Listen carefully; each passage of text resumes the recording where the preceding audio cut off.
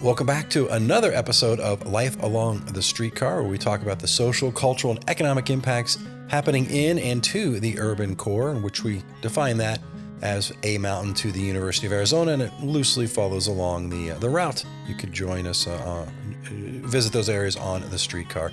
My name is Tom Heath. I am your host, and I'm always appreciative when people take their time to watch and people take their time to join us here. So I encourage you to like and subscribe, share, and let's get the word out about all these cool things happening in Tucson.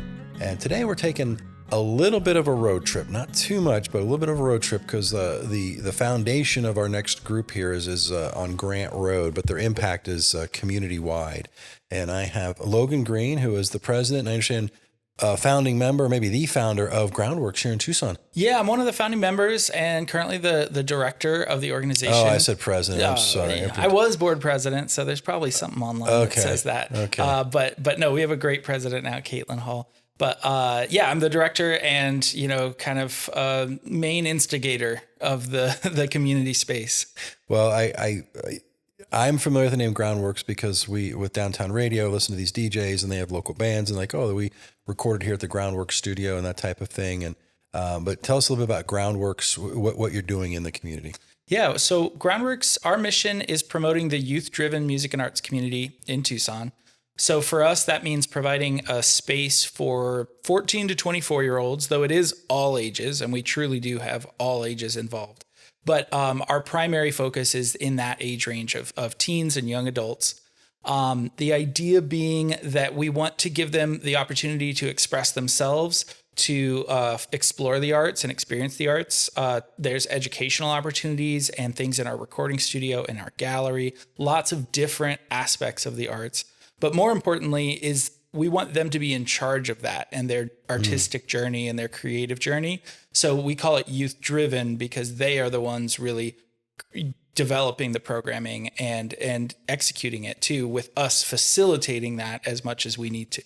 So as a founding member, then what was what was this group's inspiration or vision? Are you musicians yourselves, or how did this all come to be?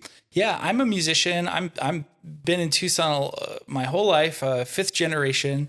And Wow. Then, so grew up here. I used to go to shows and became so almost unhealthily obsessed with music in that, I would just be downtown at Scrappy's every Friday night or something like that. And that was definitely my upbringing. Then I've been a touring musician through most of my 20s and 30s. And then, in 2019, I was teaching at Saguaro High School, but I wanted to work towards a bigger impact in the community than just my school. I really love working with high school age kids. And so for me, this was how can we expand that? How can it be a broader age group? How can it be a broader impact on Tucson? Mm-hmm. And then, so I took all of my upbringing and all of my education experience and all my music experience from traveling and put all of it together into Groundworks. Wow. And then I was reading, because anybody who watches the show knows I do very minimal research, just enough. Mm-hmm. But this started with a Kickstarter. You kind of got the money raised to start. Yeah. What I've since learned is a lot of nonprofits start with a board of directors who have some money that they can put into the nonprofit. We didn't start like that. That is a totally foreign concept to us. So we were very grassroots since the beginning. We raised $7,000 in a Kickstarter. And then we did a bunch of concert fundraisers that summer, like One and One Tool or even house shows, where we raised another couple thousand and then got a building at the beginning of 2020, which turned out to be a really bad time to try to squeeze a bunch of people into a small space. Yeah, that's something happened in 2020. I forget what it was, but there was something that happened that changed us a little bit there. So did you, what did you do? Did you just delay your opening or? So, well, we had this building, and at the time it felt like there was always in a couple months, things will be back to normal. That was the rhetoric at the time. So we were like, well, let's see. We talked to our current board at the time and any of the other founding members of being like, well, do we want to keep going? Nobody's going to blame us for shutting down or not starting this thing that we said we were going to start.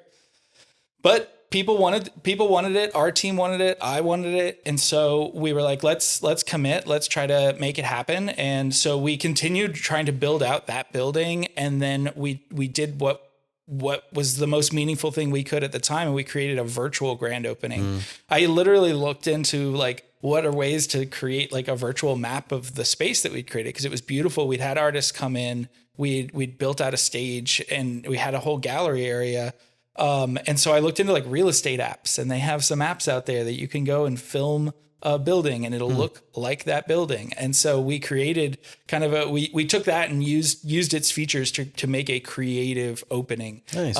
Even though it was virtual. So that's kind of our very like DIY nature. It's like, we'll make something happen, even with no resources, even without an audience, like something's going to happen. And then we ended up moving out of that building, just as we were trying to navigate the world at the time, and moved into our current building at Grant Country Club. We've been open there since 2022. Okay. And in that space, then you've got recording studio equipment. You said a gallery. I understand there's classrooms. Yeah. So we have a number of different like things when you come into the space. And in fact, we invite people to actually come check it out in person. Again, you don't have to be a teenager. It's an all ages space. And so you can see all of like the hard work of youth artists just as soon as you enter. There's just color all over the walls. There's the gallery, our recording studio, which double is like lesson room space. I teach lessons there, and some other teachers come in and out doing that. We have everything kind of doubles up as something like we're trying to maximize the space and the amount of activities. So our classroom is also our meeting space and also our green room for bands when we have a concert. And then most people know us because of our concerts. So we have a 900 square foot intimate venue that we have bands in every Friday, Saturday night. And that's where, we see over 12,000 people come through our doors every year, just checking out the different music that we have. And so that's where most people kind of find out about us. Okay. And with this process, then there's this educational component. So are you teaching music? Are you teaching playing, writing, sound engineering, promotional, market? Like what do people get out of their experience? Yeah, we have a range of things that happen in that, especially in the education world. Part of it is what people come to the space and use the space for. So we'll have workshops, or we'll do sound training around sound engineering. And they're targeted again for that 14 to 24-year-old range, but everything's all ages. So we have people of all ages coming to learn and be part of this community. And those are kind of, infrequent or irregular, I should say. There's always something different if you're looking at the calendar of like what's coming up this month that is like in that sphere. But we have weekly lessons in music. But the other side to us is our volunteer base. Almost everything we do is volunteer run with just a couple of part-time staff. And the volunteers themselves are the ones who get the most out of the space. Everybody who interacts with us, whether they're performers, audience, or volunteers, that's in that 14 to 24-year-old range. And like around 80% of them are that. And so when they come to Groundworks and when they get involved in the space as a volunteer, they actually get the access to all of the things in a more empowering way, because they get to be the ones who are like, oh, I'm in charge of this space. I'm in charge of our instrument library or our recording studio space.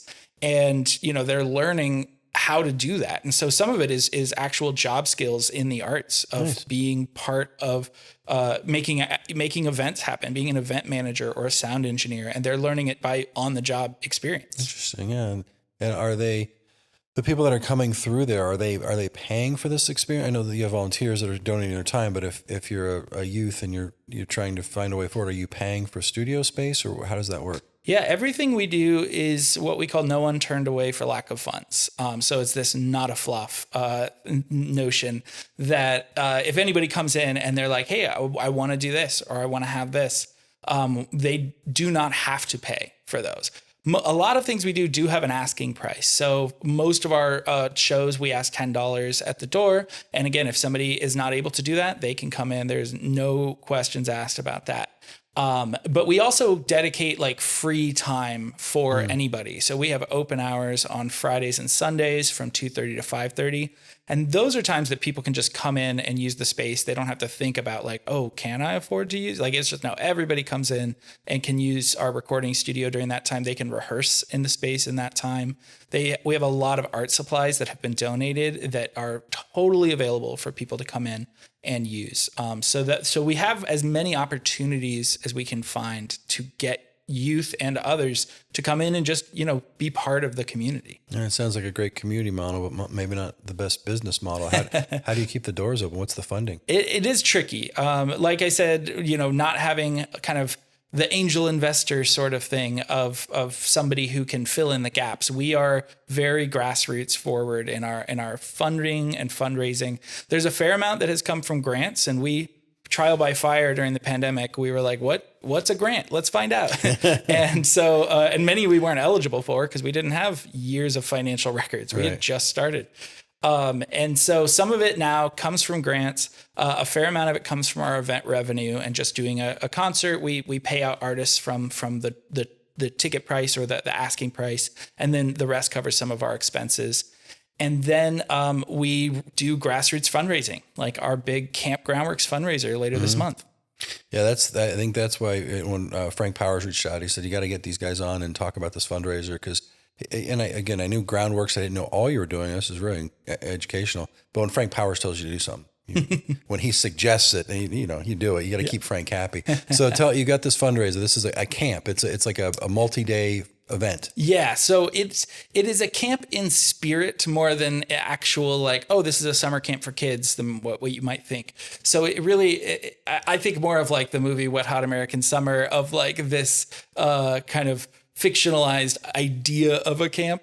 And I think that is the spirit of the event, but it started as a necessity for us. We called it Camp Groundworks, but it's essentially a music festival and arts festival that we do that is the capstone event of everything we've been doing the last year. So we always invite new bands that we just started working with. We always invite the bands who have been around for a while. We have call to artists from the community trying to highlight and focus on the youth artists, which often are our volunteers as well. So they get heavily featured during this event.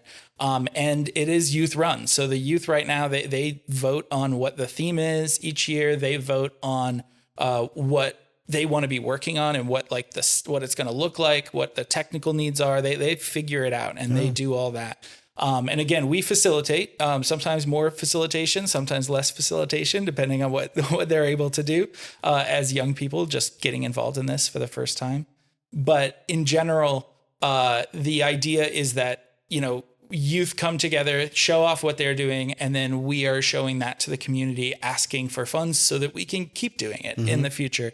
Kind of that trade-off. We like that better than a gala or something, or or that kind of like fancy, expensive dinner, which those can raise a lot of money, but it doesn't feel like as center to the mission. And that's really where we bring it back to. And that's coming up. So can you remind me of the dates again? So that's August 28th, 29th, and 30th. The 29th and 30th are the main event.